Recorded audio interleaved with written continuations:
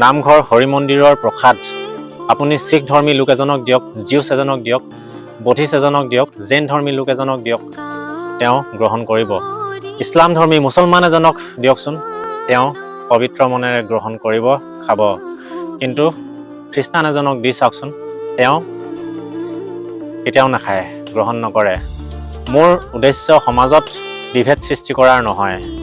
আমি আনক যেনেদৰে ভাবি লওঁ, আচলতে যে তেওঁলোক তেনেকুৱা নহয়, সেই ছবিবোৰ আপোনালোকৰ আগত দাঙি ধৰা আৰু ইয়াৰ সঠিক দিশটো আলোচনা কৰা, লগতে চকু বন্ধ হৈ থকা সকলৰ চকু খুলি দিয়া। এটা শ্লোগান খুব পপুলাৰ হৈ আছে, হিন্দু খাতিৰে মেহে। এই শব্দটো খাতৰা আচলতে আছে কাৰ পৰা, সেইটোহে লক্ষণীয় বিষয়। আৰু মোৰ এই কথাখিনি কেৱল অসমক কেন্দ্ৰ কৰি কৈ থকা নাই, গোটেই পৃথিৱীত যি চলি আছে সেইটো কৈ আছোঁ। স্ক্ৰীণত চলি থকা ভিডিঅ'টোৰ বিষয়ে মই ডিছক্ৰিপশ্যন লিখি দিম, লিংক দি দিম। কৈ গ'লে আচলতে বৰ দীঘলীয়া হৈ যাব ভিডিঅ'টো, আপোনালোকে তাতে চাই ল'ব। এখন দেশ ছেকুলাৰ হওক, ডেম'ক্ৰেটিক হওক বা ৰিপাব্লিক কাণ্ট্ৰি যিয়ে হওক, মেজৰিটি যিটো ধৰ্মৰ বেছি থাকে সেই ধৰ্মটোৱে সদায় ডমিনেট কৰিব বিচাৰে। আৰু খ্ৰীষ্টানৰ মেজৰিটি গোটেই পৃথিৱীত আটাইতকৈ বেছি, জনসংখ্যা সকলোৱে জানে।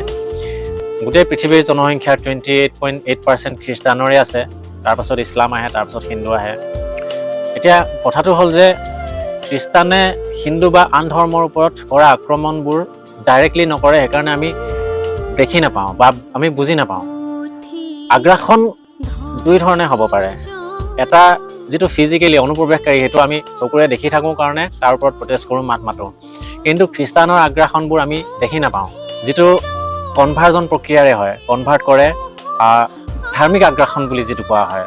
মই আগতে কৈছোঁ যে যি ধৰ্মৰ মেজৰিটি বেছি, সেই ধৰ্মই সদায় দেশখনক বা পৃথিৱীখনক নিজৰ কণ্ট্ৰলত ৰাখিব বিচাৰিবই, সেইটো চিৰসত্য।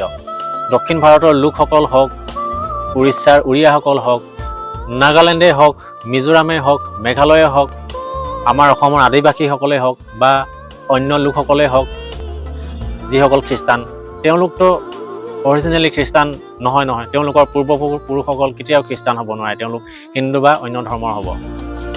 তেওঁলোক কনভাৰ্ট হোৱাহে হয়। কিছুমানে কাৰোবাক হয়তো পইচাৰ লোভ দেখুৱাই বা কিছুমানক মেনিপুলেট কৰি তেওঁলোকক কনভাৰ্ট কৰে। তাৰ পাছতে আহিলে একেবাৰে টাই চাই কুট চুট লগাই একদম টিপ টপ, সেইবোৰ দেখি আকৰ্ষিত হয়। চুবুৰীয়া ৰাজ্য অৰুণাচলত এতিয়া 5:5 ৰেচিঅ' হৈ গ'ল কিছু কিছু অঞ্চলত।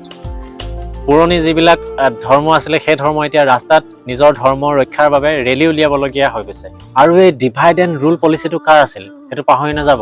ককাই ভাইৰ মাজত কাজিয়া কোনে লগাইছিল সেইটো পাহৰি নাযাব। এই হিন্দু খাতিৰে মেহে, ইয়াৰ ওপৰত নানান মিমছ বনিছে এতিয়া। আচলতে হিন্দুতকৈ বেছি অসমীয়া খাতিৰে মেহে, সেই কথাটো মন কৰিছেনে? অসমীয়াক চাৰিওফালৰ পৰা চেপি ধৰিছে। অসমীয়া জাতিটোক ভাষাই চেপিছে, ধৰ্মই চেপিছে, বাহিৰা শক্তিৰ আগ্ৰাসনে চেপিছে, পশ্চিমীয়া বতাহজাকে চেপিছে, ভূমি দখলে চেপিছে। মই কৈছোঁ নহয়, আজিৰ ডেটত যদি অসমীয়া জাতিটো সজাগ নহয়, লিখি লওক আপোনালোকে, অসমীয়া জাতিৰ ভৱিষ্যত কিন্তু একেবাৰে সুৰক্ষিত নহয়। গতিকে সকলোৱে, জাতিটোৱে মিলিজুলি থাকিবৰ হ'ল। আপোন পৰ চিনাৰ সময় আহি পৰিছে। ধন্যবাদ।